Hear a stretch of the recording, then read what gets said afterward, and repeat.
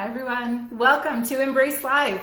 Hello. We're excited to be here, and I have a very special guest again. It's been like By popular demand, actually, we should say. it's twice in like 2 months. Yeah, if you missed, crazy. I'll share the link because we won't go over again. We did share, I guess about a month ago, how we met, and so I'll share the link here if you want to catch up on that. You can it's here on our page and can share that, and you can learn a little bit more about how Nathan and I met. Yeah, so that's I guess the next thing I was going to say is if you don't know who I am, and you missed the first one, I am Laurisa's husband, Nathan. Yes, we're almost 25 years. Almost 25 years. This Yeah. summer will be August. We got married in 2000, which was strategic on my part. Mine That too. way, I could always remember how many years we got married. So Yeah, make note. it's perfect. Actually, that was perfect for me because you have a better memory than I do, and I'd be like, how long have we married again? Yeah. It's easy to remember It now. is easy to remember. 2025, 25 years. Mm-hmm. Yeah, and we were wanting to talk a little bit today, for you to get to know us as a couple, as a family. And I said to Nathan yesterday, I'm like, it's fun for people to get to meet us, and I've always wanted to do this. You've probably been a little more opposed to coming on with me. It's not really your thing, but you do it so well. Well, you're right. It's not my thing. The one thing I really don't like doing is talking about myself. Nobody really likes that. Not really been. Well, you can run into people in conversation, and they can fill up the whole conversation talking about themselves, and I'm quite happy to let them do it because that's the last thing I really like to talk about is me. I think that's why I like being the interviewer. Yeah. Because I'm just talking to people, getting them to talk about their life. But it is true, being on the other side of it, I'd rather interview. Yes, I could see that. So and I only do it with only the best of the best. So, meaning I feel really comfortable, obviously, talking to you, my wife. Yeah. As opposed to, anybody else interviewing me. And the topic is us. Us, yeah. So it's easy to I'm pull pretty from. well versed on it. Yeah. We didn't have to do too much preparation. No, not too much preparation. We wanted to just, keep it, the narrative just to kind of share a little bit about us. And so, as we said, we've been married 25 years. We have 3 daughters, and you don't often get to hear that part of our life, but our kids, our oldest is going to be 23 next month. I can't even believe that. I don't think we look old enough to have a 23-year-old. No, you certainly don't. Well, neither do you. I feel like the gray's coming in. I got to keep it pretty well shorn off the side there to keep it from blowing through. But no, you're right. Like 23 years, it seems to have gone by in a flash. Yeah, it has. And that was like a blink of an eye. One of those things that we were talking about a little bit off camera before we started was, like the progression of our life. And you already mentioned it's been 25 years coming up to it. And the amount of things we've gone through as family, but when you're starting out, and every couple's been through this, you're planning your life, you're building your foundation, you're having those hard discussions about money, and the best thing that I guess that we had as foundation is we were both raised the same. We both had the same Christian values, and so we never had to really have that discussion about were we going to raise our kids in church. That was always a yes, of course, that's what we were going to do. And so we never wavered from our values. But that, I think, like you said, when we're starting out, you're trying to build that foundation. You're trying to get adjusted to each other. All of a sudden, you're living with someone. You're living with somebody. You got somebody in their space, and it's all great when you're dating. But all of a sudden, it's like now we're sharing a roof, and there's things that I do to this day that still annoy her, like where I leave something or where I put something, or did I... Honey, we're not going to talk about all that. Anyway, that could be a whole hour long episode. We did talk about, actually, we might as well touch on that because you were saying, and it was actually really funny because we saw this video about how what was the word you used? Well, it wasn't the word he used on the video, but what I used in the video was disparity. Disparity. So, ladies and gentlemen, if you're out there watching today and you're married, there is a disparity, guys. In what way? You better. Well, explain yourself. How is there disparity? Like for how much of the house we get to monopolize or put our stuff. Like our stuff gets kind of relegated to the corner. If there's a full closet full for the whole family, we maybe get to hang like 2 coats, and then the rest of our stuff has to stay out in the garage if we have a garage. So there is disparity. There is disparity at our house because he actually proved it to me in our front closet. I own the whole real estate, and he's got a tiny little bit. Yes. But in fairness, women have more stuff. Yes. And then same in the bathroom. Like I get 2 little drawers, and then she's got a whole closet, right, pantry deal full of disparity. That is the word for today. So anyway, disparity. But yes, we've learned those are the things that you learn in marriage. There's a give and take. We've definitely learned that. You go through the process. You get married. You have children. And we had 3 girls. As I said, our oldest is 23, 19, and 15.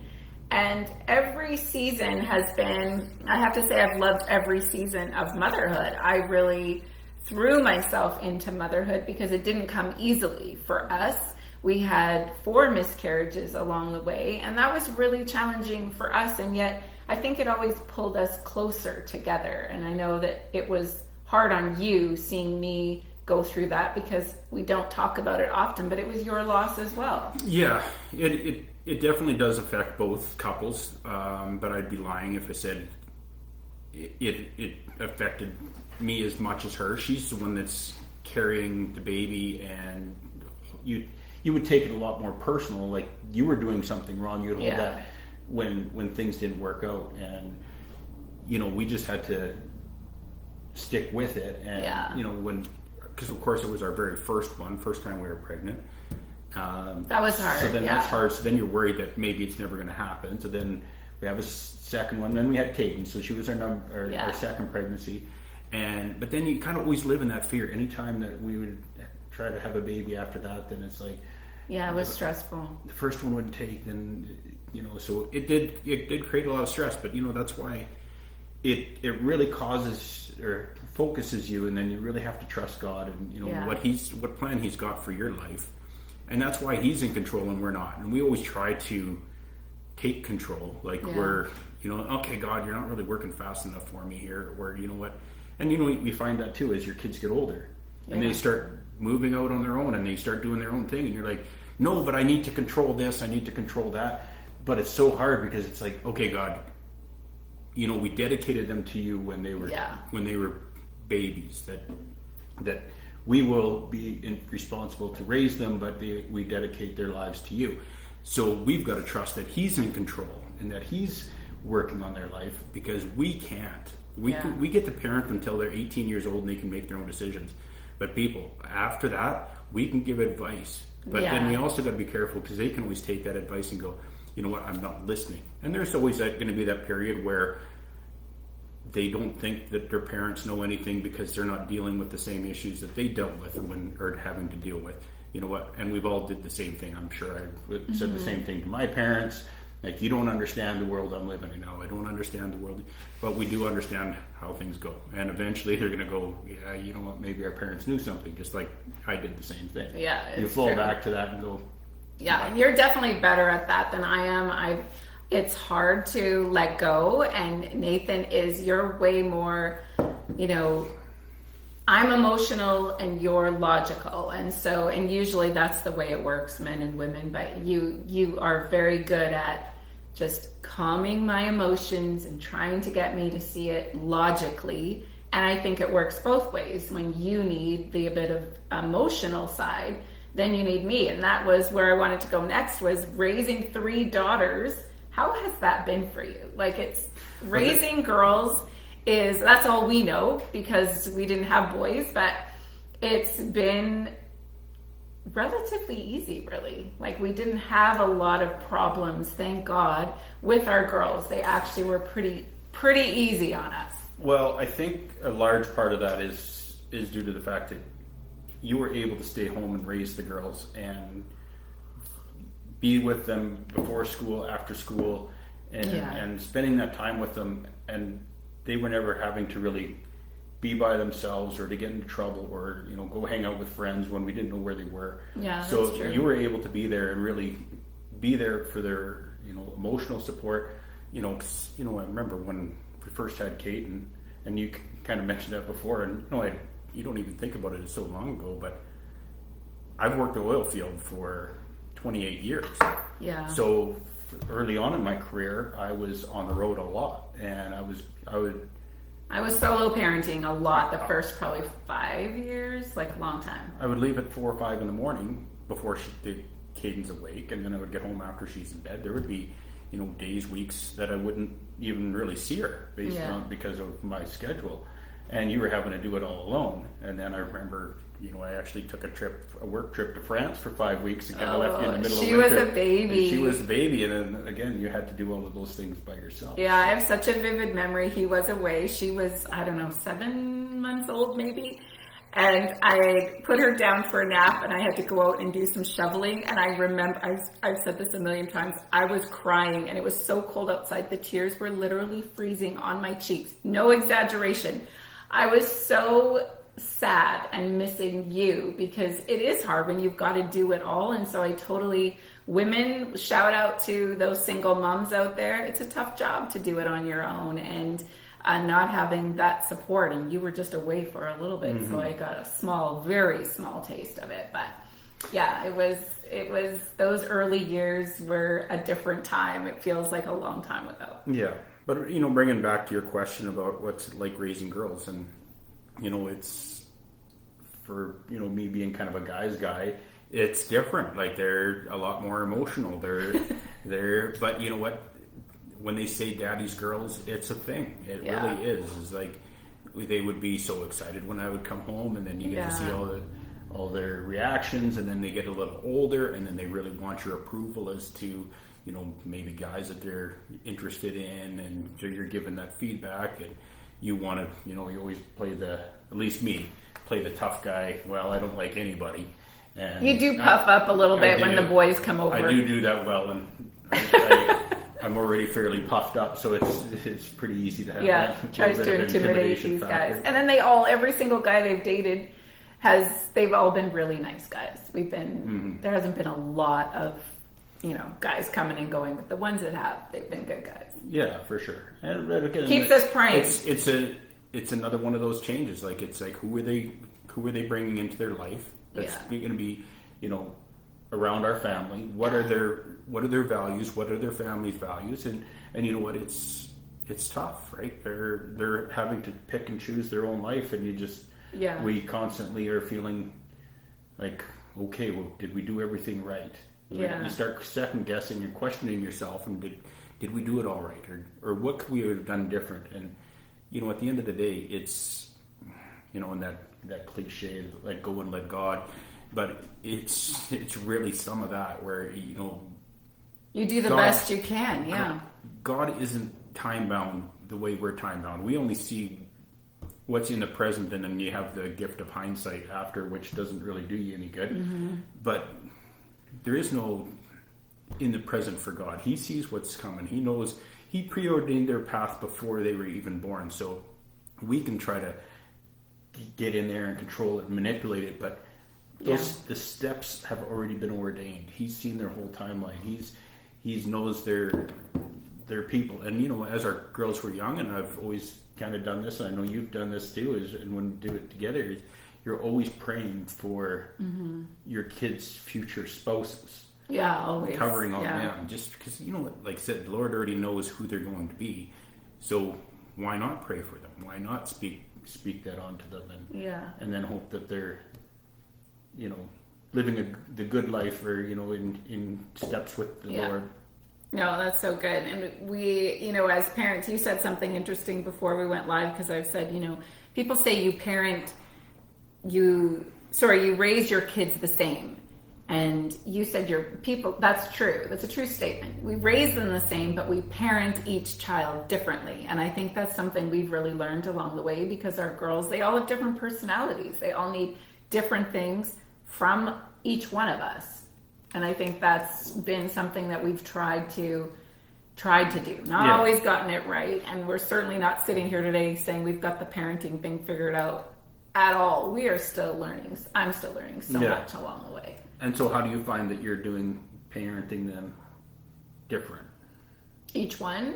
Well, I think like Kaden, our oldest, she's softer, and our youngest is softer. Kyler's, she's soft and gentle, but she's always been more of our independent child, and she was ready to go to preschool, and I didn't want her to go to preschool, and Yeah. I want to go to preschool. She was that one that was just ready to go. The other ones, I could have probably said, I'd homeschool you, and they'd be fine with that. So like each child and learning, and you see each one of us in our kids too, like different characteristics of each one of us and each of our kids. Yeah. And I do love that. Particularly as you grow up and become You see, that's your dad there. young ladies, but you're absolutely right. Like, Kaden, as far as firstborn goes, and she's probably the stereotypical firstborn. Yeah. Very much a pleaser, a rule follower. Like she really, if you got after her, it was like immediately remorse and And if you told her something once, like if she was babysitting our girls, and you'd say, okay, you do this, they go to bed at this time, she would do that every single time. This is the way it's done. And she's always been that way. Yeah, very structured, and you know what? It's served her well in her life. It has. And she's just an amazing young lady now, and we're seeing the new steps that she's going through in life and changes. As far as she's going to be 23, and career choices and decisions that she's making, and how she's kind of rose to the occasion at work. And that's the other thing. We've always instilled that hard work ethic in the girls as well. And, but then you get on to number 2, and Kyler, and like you said, she was more independent. More independent. Sure, Test the waters a little bit. Like you can get after her, but she may still try it again. They said it yesterday, but that didn't mean for today. Yeah, exactly. But as far as she was fearless. And to this day, like she's our number 2, but she's the smallest. But she's probably the strongest. Yeah. And she takes after you a lot. She takes after me a lot. But when she's young, it was like, Dad, I want to play lacrosse, and I'm like, I did not I want that. want you to play lacrosse. Yeah. Again, it's a tough game. It's a tough game, very physical. I don't know if any of you have seen lacrosse or have been to a box lacrosse game. And it was kind of right at that pee-wee age where they started hitting. Yeah. And it was a mixed league, so it was boys and girls playing in the same team.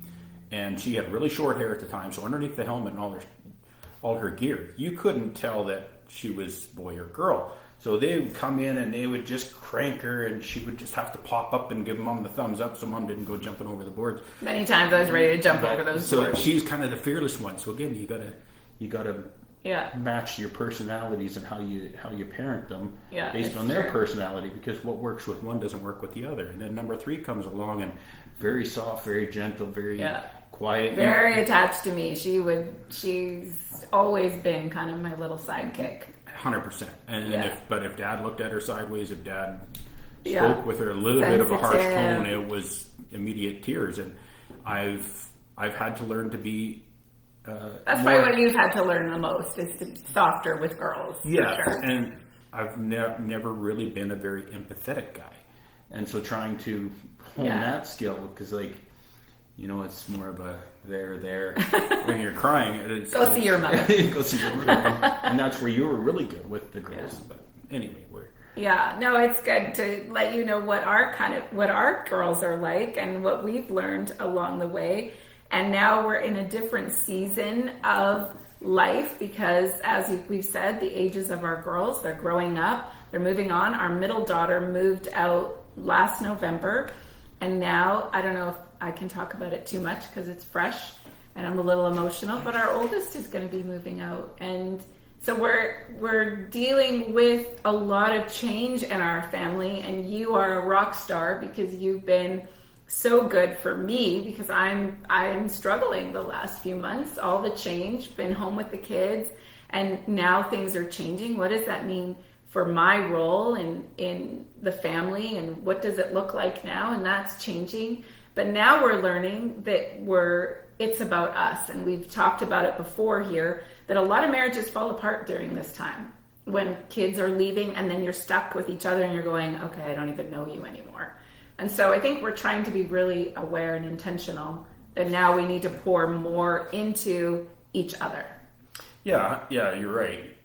Because it's not about the kids so much. We kind of anymore. go through those stages. Like I mentioned earlier, you're kind of in that early nesting stage before you have kids, and you're kind of figuring each other out. You're testing the water, and life's just going to be amazing. And then you have kids, and you start getting busy, and the bills, and all the rest of life, and then it's like you kind of get bogged down and all that. But those are all for seasons. Yeah. But it's amazing how fast those seasons go. Like you In realize, like the time your kids are to where you can actually have good, reasonable conversations. You're looking kind of in the teenage years, and you've only got them till 18 to where then you can leave. So you're looking at like a 5-year window to really have some influence on your kids, and probably only a 3-year window to where they actually want to listen to you. So, and our girls were really good about that, and I think a lot of that was because of your influence with just your presence with them, the time you would take when they were going through issues, and really understanding where they were coming from, and having the gentleness and the softness to meet them where they were at, but also when they were maybe not being the good friend, to set them straight and say, okay, we're not just going to default be your supporter without knowing the full story and not counseling you, because you don't want to give your kids that sense of that because they're if I support you and then I find out that you gave me the wrong information and I backed you and you were wrong, it's on. We've always told that to our girls. You better give us all the information, because if we back you and we support you and we're advising you and we don't have all the information, then that's a different story. Yeah, so absolutely. we've always kind of gone at it from that angle. Now with the girls and this season of life, let's shift a little bit to marriage now, because we've learned a lot in marriage over the last, I can't believe 25 years has come and gone, honey. Like, that's crazy to me. And one area in our marriage, we talked about this before, and I wanted to talk about this today because I think talking about the things that we have actually struggled with, that's what makes for good conversation. Because what we get right, who cares? But what we struggle with, those are the things that can lead to the marriage breaking down. And one area that we've really struggled with and had to work on is communication. And maybe that's for everybody, but you and I, we don't always see eye to eye. He can see one thing one way and I see it another way, and then we lock horns for sure. And so that's been an area we've had to really work on. Yeah, absolutely. Would you agree? Yeah, I would agree. That's one of the times that we agree. We agree. On this, I'll make a little joke. I seen this little saying the other day, and it says, marriage is psychological. One's psycho, one's logical.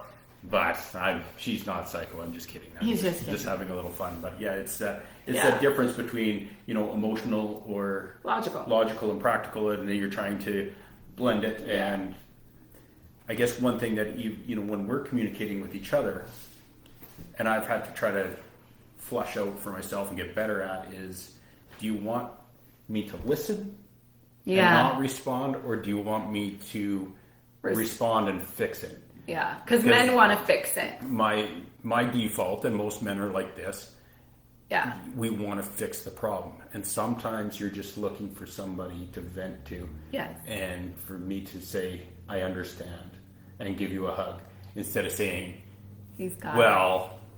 what you need to do is this. Or maybe this person didn't mean this, and you got to, and I'm always trying to solve it. And, I work, again, like I said, 28 years in Littlefield, and I manage a lot of people.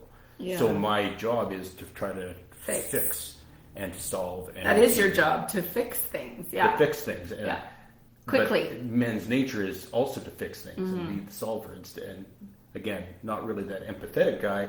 So it really stretches me, because the first thing I want to do is like, I've got your solution. Yeah. And why aren't you doing this way? Yeah, it's true. Yeah. I think we've learned that the most in the last, maybe just even 6 months. That you've been saying that to me, do you want me to listen? And then when he first said that to me the first time, I was like, well, that's annoying. What do you mean? Do I want you to listen or fix it? It took me a minute to go okay, I understand what he's saying. He's wanting me to communicate what I need from you. And I think when I'm still learning to do that because I'm not the greatest communicator with that. I don't know what I need. Well, I don't know. And yeah, ladies and gentlemen, you may be surprised, but neither of us are. We're both very strong personalities, and we both think we're right. So then sometimes it boils down to that. It's almost like our ears get plugged and we can't listen. Eat for each other's heart, and we always got to we're listening to respond instead of listening to listen. I think that's a good point. Yeah, listening to respond and just to really listen to the heart of what the other person is saying. And I'm learning to do that. And I think that's the process in marriage, is learning every single day. And I said to Nathan before we went live, like, this season of change with our girls leaving home, and now I feel like I'm changing as a person. I'm strong. He said you're a strong person, but I'm actually becoming very emotional right now. This is an emotional season. And so things that maybe wouldn't bother me or affect me before, now I'm falling apart. And that's that's different for you too, knowing how to be there for me right now because I'm being so emotional. Well, you always, as parents, you always know the day's coming when your kids are going to grow up and move away. Yeah, knowing it and it happening are two different exactly, things. And I think that's been the biggest transition. Is like, okay, this is what's going to happen. They're going to be over here every day. It's going to seem like no big deal. And then the first one moves out, and then it's like, well, we see her once a week, then maybe once every couple of weeks. When you're used to seeing them every day. You're used to seeing them every day. We talk every day, but yeah, exactly. And you're way better at that than I am, like, because you've always been the one to stay really close in contact with the girls. Well, I'm the call. Mom, what and that doesn't excuse me. I should be having that same relationship with my girls, but normally I get downloaded by you every day, and then I would see them when I got home, and then you get to hear all about their day. But now that they're not home, I got to be more intentional about reaching out and having that one-on-one as well, because I can't just have a relationship vicariously through you. Me. Yeah. It has to be. And they need their dad, especially as they're like meeting guys and having boyfriends and in relationships. They need that strong relationship with their dad for sure. Yeah, and it's just like we need that relationship with God to keep us centered, and we want them to have that relationship with God and putting Christ first. But sometimes they still need that parental advice because they. Things happen, or just even that nod of approval from your mom or from your dad saying, yes, I approve of what you're doing and you're how hard you're working. And never be afraid to tell your kids you're proud of them or that you love them. It's not a sign of weakness. But it's if you're, I guess, just telling them you're proud of for any little thing, it may get a little watered down. But I think overall, when they do something that makes you proud, let them tell know. Them, yeah. Let them know and encourage them, and then that just helps keep that relationship open, right? But if you want to give love and direction, or advice or correction, they have to know that it's coming from a place of love. Yeah, for sure. So in our relationship, Nate, what do you think we've learned the most? Like, do you think that this is a season now that's changing for us? What are we learning? What are you learning the most, like, right now, do you think? Well, and we've kind of talked about we've, I guess, kind of been mentioning this a little bit here, is that pretty soon it's going to be just you and me. Yes, we still have Cassim, who's only 15, so we still got her around for. But she's learning to drive, and she's going to be gone a few more years, too. And you start seeing that. But it's like, but you also see where maybe things that we used to do a lot more together, we don't do, or we don't have as many things in common anymore. It's we kind of get focused on different things. Your focus has been a lot on the girls and raising them and that type of thing, and I was always been the worker, provider. Yeah. And then it's like, okay, well, it's going to be the two of us, and what are we going to do? So we got to start dating each other a little bit more. And that's what I was going to say. Right? Having that relationship again and rediscovering what we need as a couple, and what you need taking from time me. to do that. Time. And I think that was probably because of Nathan's job and being away a lot. We didn't have those dating like people will be like, oh, we date once a month or we go out once a week. We didn't really do that because you weren't here. And so when you were home, that was our family time, or we go on holidays as a family and things like that. And so it is shifting now that, okay, you're around more. And since COVID, that changed. You were able to work in town. Up until then, he was driving every day to Calgary and away on jobs and so on. So we've had a big shift in our family, in our relationship. And I think this is a really, for me, an exciting season because we get to know each other again and spend more time together that we haven't had in the last several years because it's been consumed with family. Yeah, exactly. And as far as one of the things that we've always done together in the 18 years we've been doing it is been embraced. And that's been kind of the one thing that we still make a point and we do together. And that's true, you lead and I do the sound and a few other things in the background. And, so that's kind of that one thing. But then it's like, I'm an early morning guy. She's a late night girl. And I've only become late nights because the girls have worked late. And so oftentimes that's the only time that I might be able to see them or connect with them and to see how their day has gone. So I've tended the last few years to stay up later so that I can have those kind of conversations with them. But you get up super early. Well, so when I started going to the gym, it would only worked out to go in the morning because I didn't want to miss any family time. So that's always been kind of my routine. But I'm 9:30. It's bedtime. He's going to bed. it's not a negotiation. It's happening. Yeah. But then 4 a.m. is when you get up, or 5 depending on the day of the week. But so that we've kind of just been you've again, like you said, adjusted your schedule, waiting up for the girls and wanting to be there and connect with them. And so then that's going to change now too, because now with them not being home, I don't have to wait up. I can actually go to bed at a decent hour. Yeah, this was adjusting those. Yeah, and so seasons of life and change, and we've learned a lot, and we're continuing to learn. And I think that's what I would say to anyone watching that's maybe struggling in marriage. We're certainly not sitting here going, it's been all easy. And we tell our girls all the time, it takes work and it's effort, and you've got to put in the effort, and you want your effort to be matched with your partner, and to learn and grow and change and to be okay with all of those changes. There's going to be great times and there's going to be really hard times, and that's okay. Learning that that's okay has been what I've had to learn along the way. Just because it's hard doesn't mean it's bad. It just means that it's a hard season and it's going to get better. And that's kind of how we grow. We all grow and change that way. Yeah, exactly. And, and we talked about it at the little impromptu one that I was on a few weeks back about, we're committed to each other no matter what. Yeah. We're not always going to agree. Yeah. If you're tired of me, go take a nap, go for a drive, something. But we're stuck with each other. We'll figure it out. Yeah. And it is a decision, don't you think? That it is, you choose every day. You choose that person every single day, even on the difficult days. Through sickness, through health, really the vows, everything is in there. Yeah. You're choosing every single day to love that person through the good times and the bad times and the changes and the kids growing and the kids moving and the kids, because it is, at the end of the day, we want to be strong so that our kids have that solid foundation to look back on as they build relationships that go, no, it wasn't always easy. Mom and Dad, it wasn't always perfect, but they chose each other every day. And that's what I want to do. Exactly. In their relationships.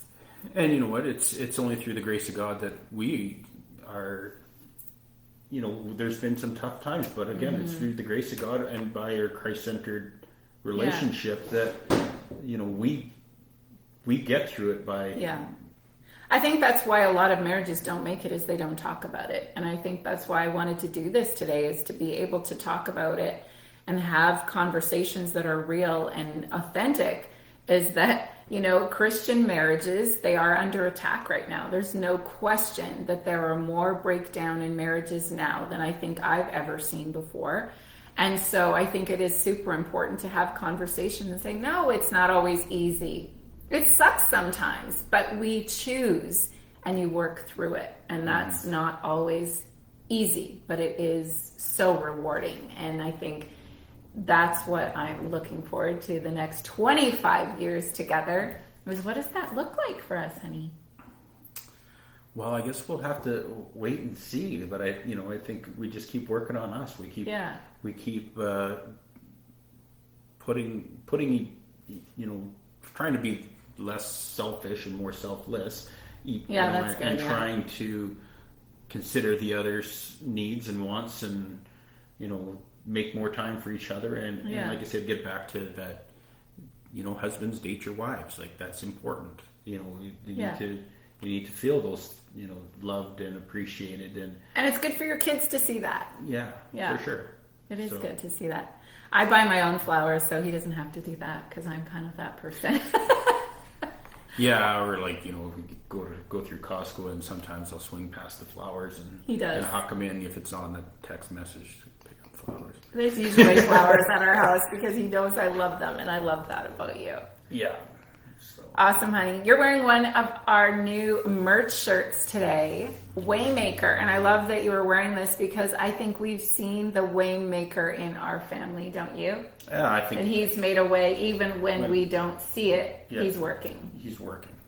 That's right. And it's a great shirt. I love it. And if you can tell, there's a black line to it. It is in the shape of a cross, but it says Waymaker.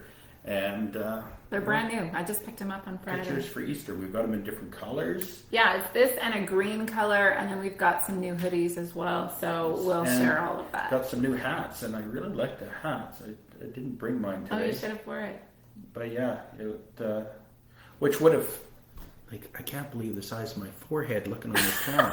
At least if I wore a hat, you wouldn't be able to see the 4-finger gap there. But oh my gosh, I love it. Well, honey, I hope that we'll do this again. I think towards Father's Day, I like it because I think that you're very relatable to men, and I think we want to have more of that here on Embrace Worship, is to have conversations that men are also going to learn and grow from. And I think that you are so good at sharing about what you've learned as a dad, as a husband, and in your daily walk with God and your time with God, and learning how to love all the women in your life well. Yeah, well, it's one of those things. You're always growing, you're always changing. If you think you've got it all figured out, you're wrong. Yeah. And like I said, it's that being,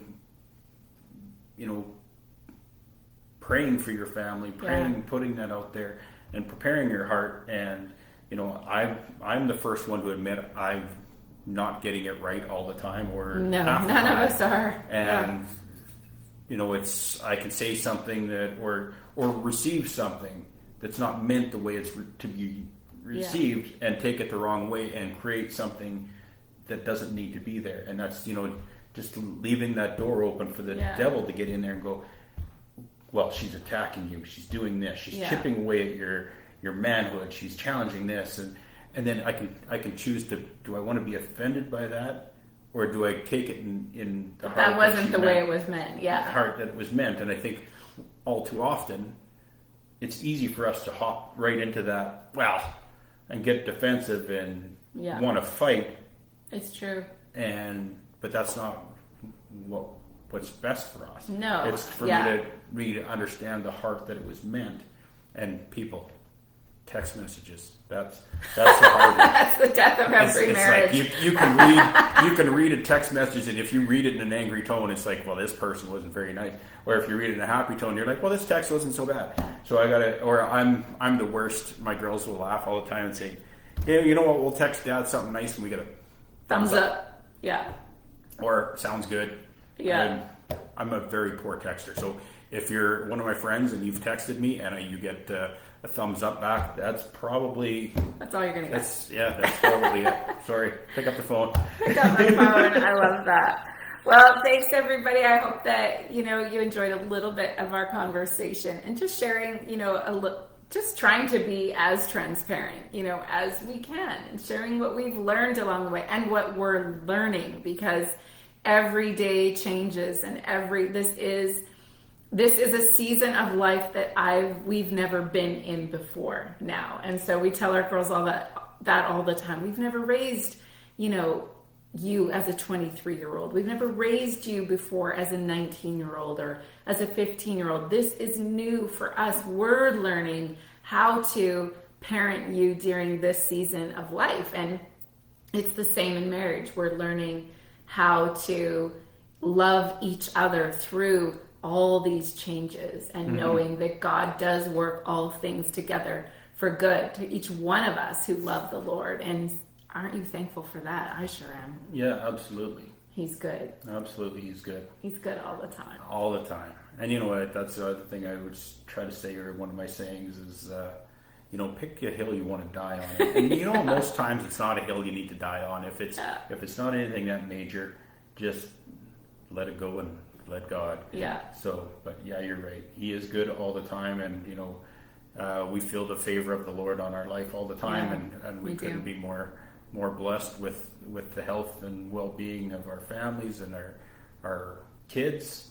And we were our backgrounds, and we've got that long legacy or history on both our families with the Christian background and that legacy, and moving from Manitoba to Alberta and here, and that was my journey to meet you in Red Deer. Crazy. I only moved the year before, a few months before we met.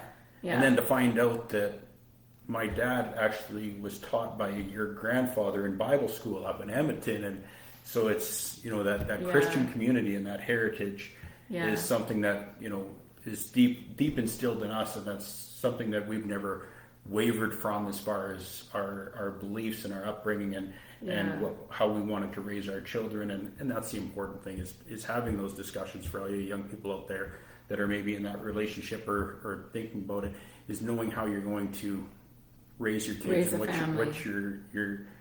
your non-negotiables are, and be firm on that, because it can really change the dynamic if it's not. It's true. If it's not right. We have had that easy, I think, because we have thought the same. The things that we maybe disagreed on weren't the important things, which was our faith and how we wanted to raise our kids. And that to me has been the easiest part of our life. It made it so easy because we didn't have to have discussions on some of those things. So that's so true. I'm glad you mentioned that. Yeah, absolutely. Yeah. Well, thanks everybody. That's awesome. Thanks, babe. You did such a great job. Well, I don't know. I tried to listen, do a lot of listening. You make it easy. You're good. Well, we appreciate it, and thank you for joining us today. And I'm taking some time off next week, so I won't be in the office next week. But it's spring break, and so now that our girls are older, I'm taking off to spend a little time with them, and you're letting me do that. So that's good. And then, like you said, your new merch. New merch is here, so be watching for that. It is in office. Judy and I are in office here tomorrow if you want to stop in to pick something up. New t-shirts, new hoodies, and we're excited about this line. It's a really beautiful collection. I worked hard on it to try to get it just right, and I think that we've got something that's going to be. We've had messages, so many already, people wanting to pick up merch. So, and if you found our Embrace page, which you're watching this on, you will see some of the photos and some of the little promo she's done of the new stuff. So make sure you check that out. Let's quickly say, because this is kind of your area, just before we let you go, that we are going to be making some changes here with how we bring Embrace Live to you. Now, there's a couple of reasons for that. We've been notified by Facebook that they are going to be automatically deleting all Facebook Lives effective in June, I believe. And so we are needing to save some of our lives that we're not wanting to lose, but moving forward, we'll let you know when we're going to make that change. It's a little bit of work to do, but we are going to be going live from YouTube, you said. Yeah, I think we're going to make that switch to YouTube. And, further to that, we have had a couple just recently disappear. I guess we should mention, yes, we have had some of our lives, it's come to our attention, some have been reported. There's some wonderful people out there that don't like content that we have shared, and so they have been reporting some of our lives, and they were removed. Not cool. But we're going to make this change so that we can make sure that when we have a guest on, that we can save their content and have it. And so that's why we're making this shift, so that we can secure our lives. And also another nice thing with YouTube is you can share. Anybody can share, like, and subscribe to our YouTube page without. I'll maybe share the link here when we're done. Being on Facebook. So if you're maybe not on Facebook, and a lot of the younger generations, They're not. They're yeah. not. Yeah. But they're all on YouTube, and so you can go in, you can find that, you can share the link, you can listen to it at any time. Yeah. You don't need to be on Facebook to do it. It's a little easier platform, I think. Yeah, so we're making that change. Be watching for that. We'll share the link. I'll share it here today. You can head over to our YouTube channel, subscribe there, because we will be making that shift in the next few weeks. And we'll share the link here on Facebook, but all our lives will be over there. And actually, our first little interview was on there already, so you can check that one. You did that work. Yes, you did. Awesome, everyone. Thank you. Wishing you all a very happy Easter. He is risen. We're so thankful for all that was accomplished for each one of us on the cross. We pray you have a wonderful Easter with your family. I know we're going to too. Can't wait to just be with the fam, and we wish you every happiness. Enjoy whatever it is you're doing.